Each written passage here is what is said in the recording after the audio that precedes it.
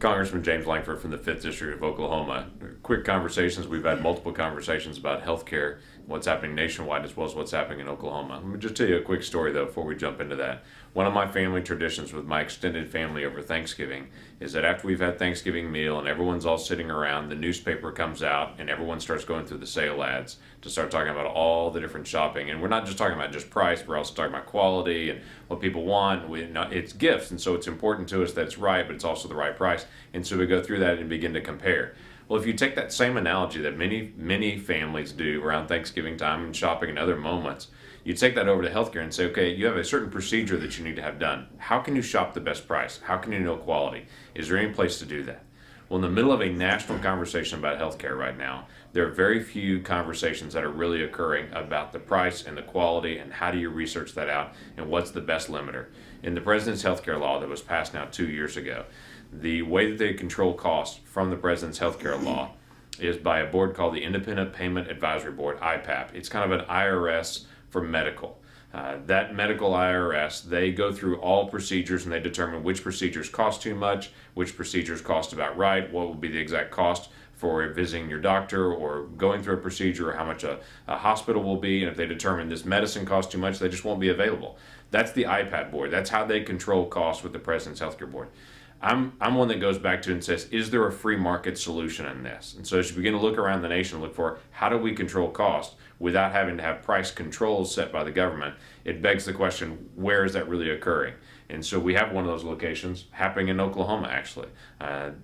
Dr. Smith is visiting with me here today. I'm going to let him tell the story a little bit about what they've been doing and how they try to explore this same question of how do you deal with cost and can you really put prices out. So I appreciate very much the conversation that we're having and being able to talk through these options. I want to get a chance for you to be able to share your ideas as well. Well, first of all, tell us a little about your facility, the age of it, and how this idea came about how to control pricing and how to be able to set prices that get out there.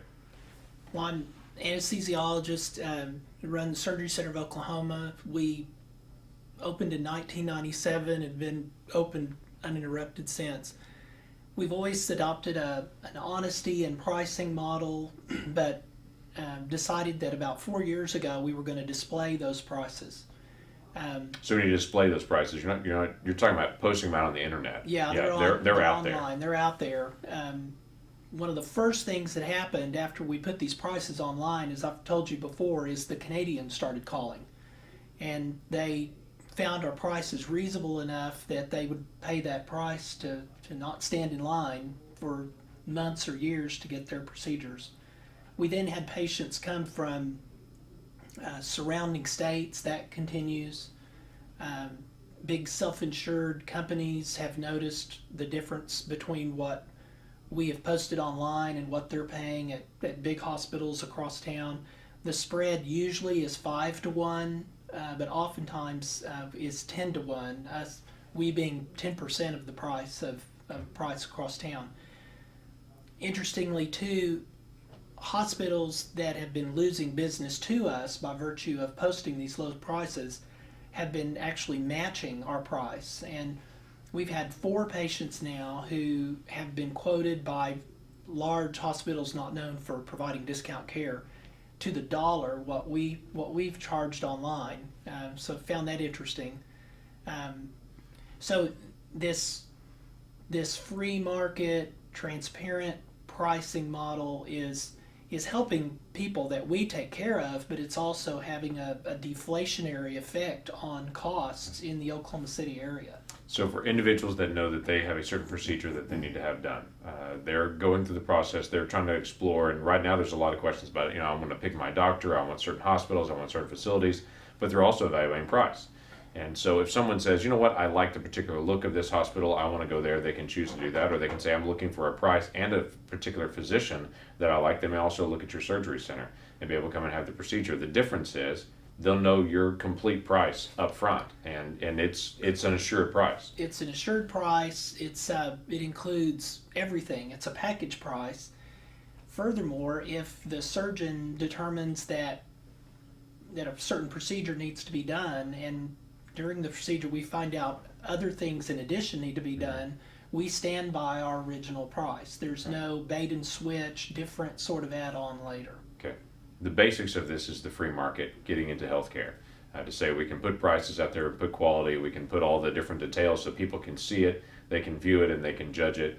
What you're seeing with that is not only competition in the Oklahoma area, but also in other states, people from traveling all over the country, people traveling outside the country, what we call medical tourism. I know you know that well. Yeah. People that will shop around now and look for not only price but quality and be able to evaluate, and they're willing to take the drive. With a lot of surgeries being a day surgery, they could come spend the night in a hotel and then come and have a day surgery, then be able to leave out. And it's actually cheaper to do it here in Oklahoma and with all the travel than it is in almost any state. Especially at a 5 or 10 to 1 spread. That's definitely the case. And I look forward to everybody posting their prices, and let's have some healthy competition that all other businesses have to deal with.